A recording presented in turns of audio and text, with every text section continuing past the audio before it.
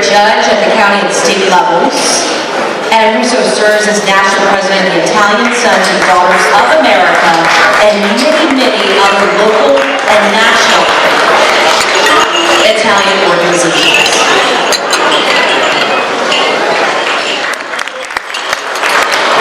Thank you very much. Let me begin by respectfully saying that we have 6 very special individuals that are going to be recognized this evening. And for those few of you in the room that seem to feel the need to continue to socialize while this program is going on, I would ask that you show them the courtesy and respect that each of them are entitled to.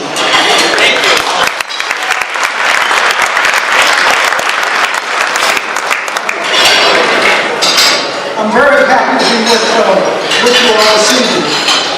This exceptional event is so very important because it gives us all the opportunity to celebrate our differences, to learn more from each other about our respective cultures and heritages, and in the process, to develop a mutual respect for the unique contributions each and every one of our communities have made to our country's great collective culture. And thank you for your leadership in providing us with that opportunity. The Italian-American community is honored to present what I can most appropriately describe as a Renaissance woman for induction into the Cleveland International Hall of Fame. Joyce Mariani has chosen to devote her life to the celebration of the classical arts. As a young woman, after studying in Italy, she pursued a successful career as an opera singer, having performed with the National Orchestra of Italy throughout Italy, Europe, and even in Severance Hall.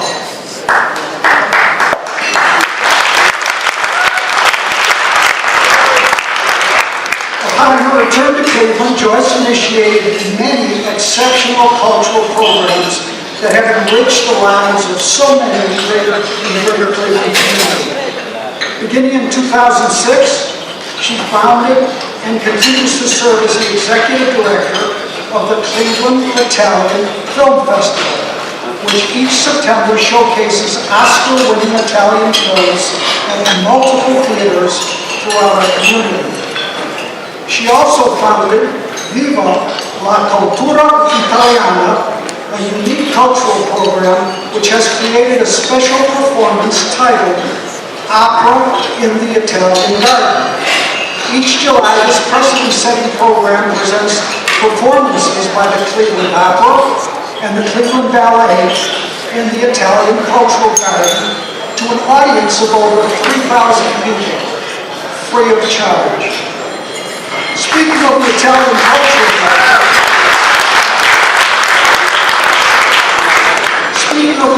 Cultural Garden, Joyce also serves as executive director of the Italian Cultural Garden Federation and has successfully raised and managed a $1.5 million Renaissance restoration of the garden.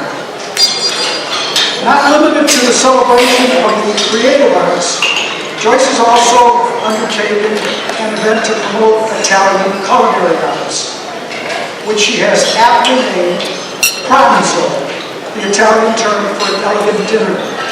This event focuses on presenting the specialized cuisine of the different regions of Italy as prepared by local prominent Italian chefs. And if everything I've mentioned were not sufficient to demand all of her time, Joyce also finds additional time to lecture and write about the history of the Renaissance gardens, as well as that of Cleveland's Italian cultural heritage. Joyce Mariani is indeed a Renaissance woman, one who performs, appreciates, and promotes the cultural arts. A woman who has devoted her life to enriching the lives of all of those who live in our community. The Italian-American community is proud to present Joyce Mariani as an inductee into the Cleveland International Hall of Fame. for this honor. It was truly unexpected. Congratulations to my fellow inductees.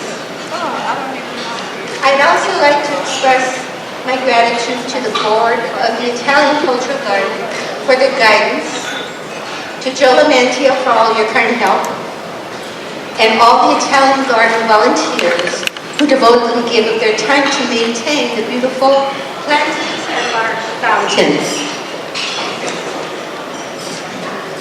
I think Joe Semperman's here today. If Joseph isn't, okay. I don't know if you know the show, but if you remember my very first City Landmarks presentation in 2007, detailing the large lamppost project in the Italian Garden. You came running out of the room to shake my hand and give me encouragement how great you thought it was that an ordinary citizen was raising the funds. This meant a lot to me just starting out, so thank you. Our gratitude to Deb and Dan Hansen, who for many years have kept the international community together with your efforts, sharing everyone's activities. I always keep in mind that no man is an island. None of us who have achieved anything did it alone in a vacuum. One may have vision, but we all need the help of others at some point to gently lift our dreams. Coming to the U.S. after living in Italy, my desire was to create community-wide cultural events and perpetuate our Italian culture. Beyond our well-known cuisine and festivals, I wondered why the acclaimed Oscar-winning Italian films the world over flew over Cleveland to other cities like Miami, Los Angeles, Boston, New York, and San Francisco, and noted that Cleveland is one of the major cities in the country without an independent Italian film festival. In 2006, the Cleveland Italian Film Festival was born and has sold out each year since its beginning, except during the pandemic. We often choose a road to travel in life, and sometimes we don't end up where we think we will. Because after that first year of the film festival, Gino Collage introduced me to the Italian Cultural Garden. I was so surprised to see a magnificently designed Renaissance garden, much like the Renaissance gardens near my home in Rome. And in Cleveland, of all places, with massive fountains, one of which is modeled after the Villa Medici fountain in Rome. And so began the $1.5 million restoration of the Italian Cultural Garden. I learned the tremendous sacrifice and struggles a trio of immigrant founders of the Italian Garden, immigrants who came here with nothing, and one rose to become the head of city council, one had imported artists from Italy that decorated the Ohio Theater and 200 theaters across the country, and another became a renowned architect.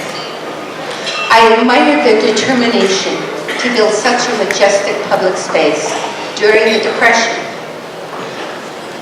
Along with hard work, these immigrants believed that this public space should reflect the majesty of thousands of years of cultural history. And we can think of just the contributions from the Renaissance alone, all the arts, music, and all of the sciences. The real meaning of this public space was lost through the ensuing years. It wasn't just a flower garden, but a public cultural monument to Italy, honoring cultural greats in the arts and sciences and arts and letters. I learned the majority of my community and the general public were mostly unaware of this grand space. Historic restoration is very expensive. So I decided, having never raised money before, to focus my passion on the idea itself, to convey to donors the joy and beauty, people would experience with the finished project. Diana Vreeland is fond of saying, the greatest thing in life is passion. Without it, what have you got? For when you have a dream, your passion convinces others to tap into your dream, and then it becomes a reality.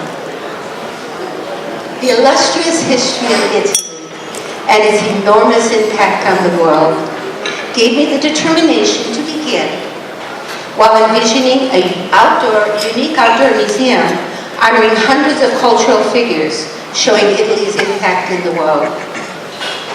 The Italian garden is the most consistently labor-intensive, with hundreds of plants alone that need pruning every year. It was the first garden to go green 16 years ago and has a large hardscape to upkeep, along with two very large Renaissance fountains on the upper and lower levels. It was the first garden also to have comprehensive lighting with 19 historic lampposts on both levels. My cultural heritage. Italy gifted the world with an innate, inborn feeling for beauty, creativity, and a passion for living that manifested itself through its brilliant accomplishments.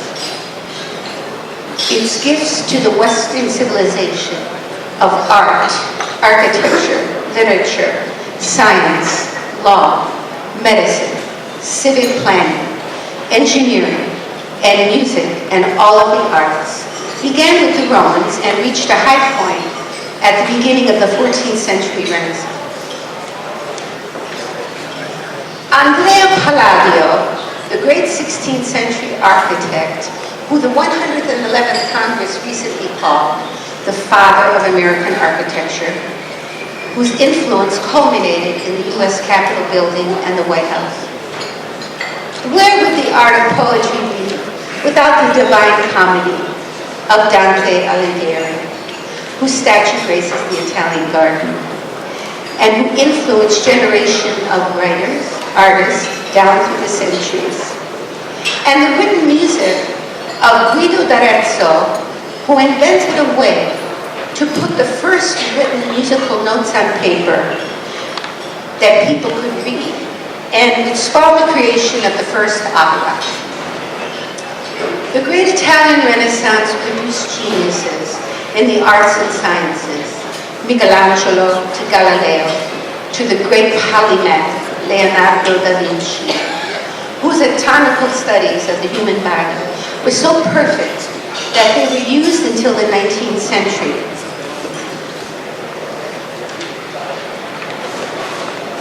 Our paintings would appear without dimension were it not for Leon Battista Alberti, the initiator of the Renaissance art principle of perspective.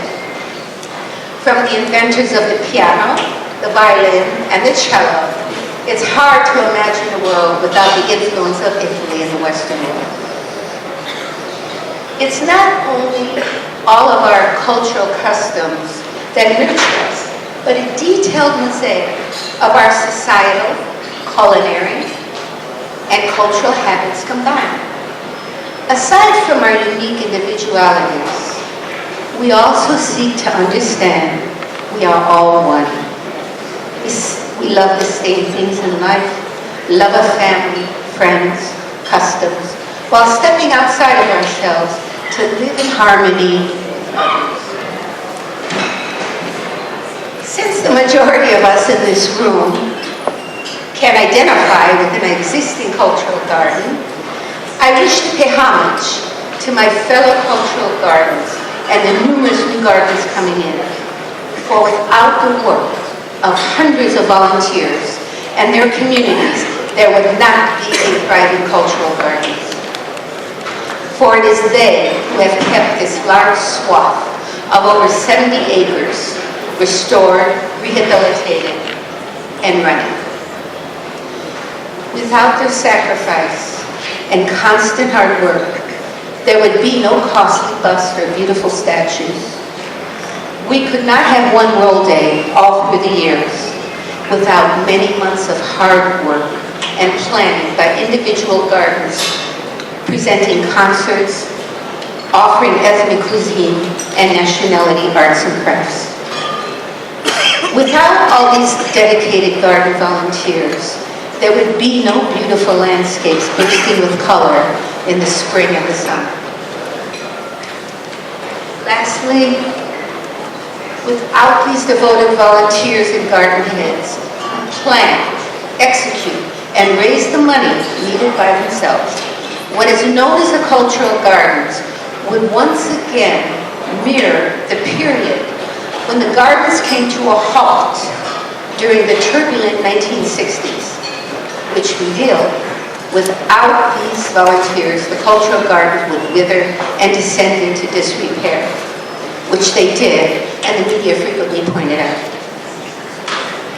My fellow garden heads often hear from the general public a misconception that the gardens are funded either by the Cleveland Cultural Garden Federation or the City of Cleveland for their project restorations and maintenance. The reality is that the cultural gardens have been a phenomenon for over 100 years and an unbroken chain where gardens and their ethnic community volunteers have sustained themselves by finding their own funding, their maintenance, restorations, cultural figures, and creation of new gardens. Certain projects that meet criteria are aided in part by the benevolence of the Holden Trust. So support your cultural gardens, for it represents the glory of your cultural heritage.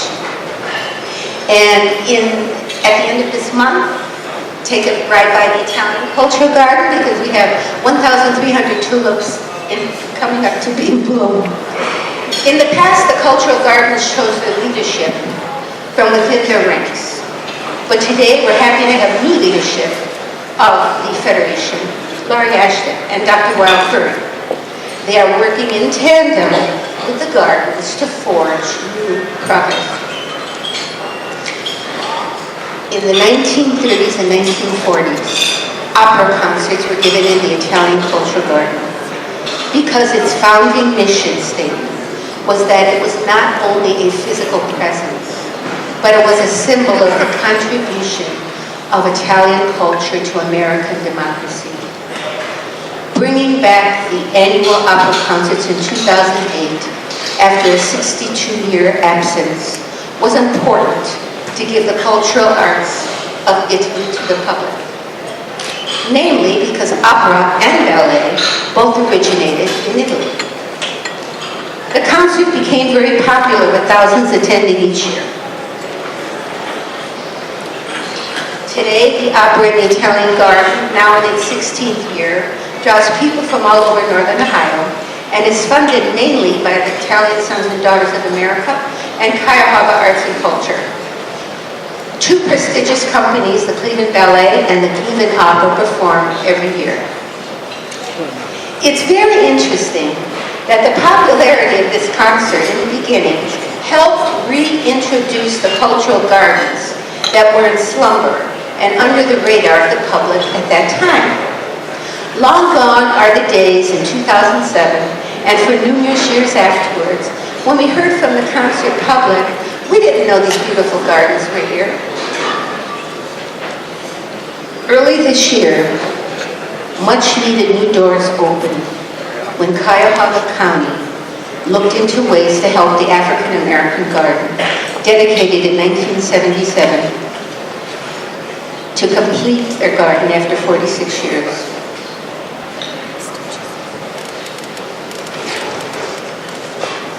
But there is another cultural garden that's not completed, that many aren't aware of.